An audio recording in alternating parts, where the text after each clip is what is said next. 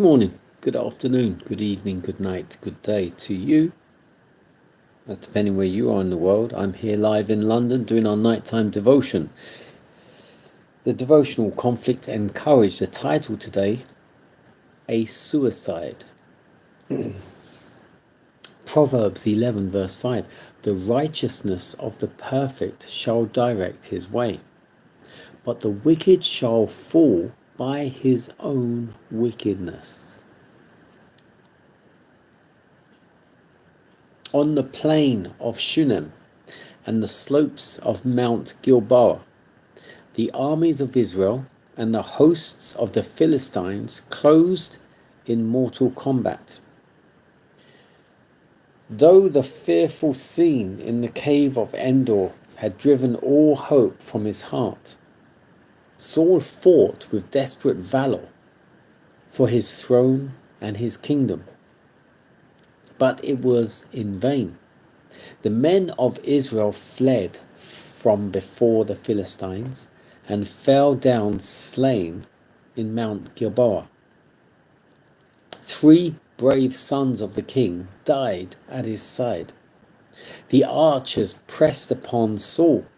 He had seen his soldiers falling around him and his princely sons cut down by the sword. Himself wounded, he could neither fight nor fly. Escape was impossible. Determined not to be taken alive by the Philistines, he bade his armor-bearer, "Draw thy sword and thrust me through therewith." When the man refused to lift his hand against the Lord's anointed, Saul took his own life by falling upon his sword. Thus, the first king of Israel perished with the guilt of self-murder upon his soul. By following the dictates of Satan, Saul was himself hastening the very result which, with unsanctified ability, he was endeavoring to avert. The counsel of the Lord had been disregarded again and again by the rebellious king. The Lord had given him up to the folly of his own wisdom. The influences of the Spirit of God would have restrained him from the course of evil which he had chosen, that eventually worked out his ruin. God hates all sin, and when man persistently refuses all the counsel of heaven, he's left to the deceptions of the enemy, to be drawn away to his own lusts and enticed. The first king of Israel proved a failure because he set his will above the will of God. Through the prophet Samuel, the Lord instructed Saul that as king of Israel, his course of action must be one of strictest integrity. Then God would bless his government with prosperity. But Saul refused to make obedience to God his first consideration, and the principles of heaven the government of his conduct. He died in dishonor and despair.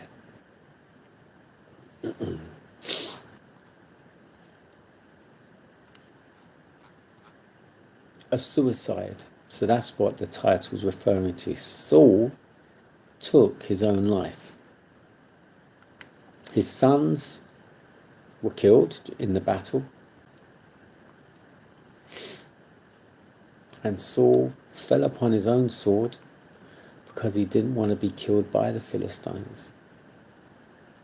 Now, of course, the witch at Endor had already told him what would happen in the battle, that him and his sons would die.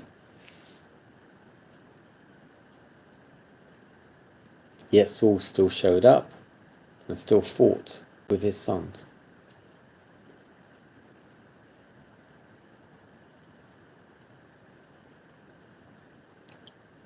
And all of this was because Saul had turned from God, didn't take counsel from God or from Samuel previously. And as was said here, he relied on his own wisdom. And he died in dishonor and despair. The first king of Israel died by his own sword, by his own hand. But that's because the people chose this king. The people chose themselves the king. God allowed it. But the second time around, God chose the next king. As we heard, David was anointed by Samuel, directed by God.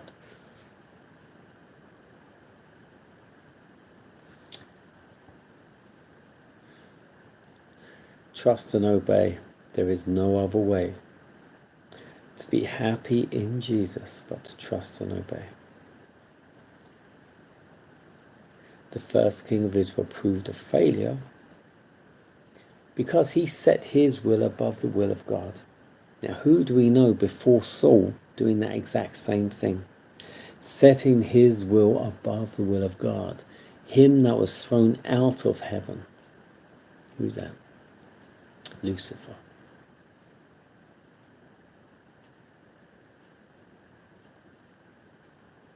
And it repeats, and it repeats, and it repeats. Trust and obey.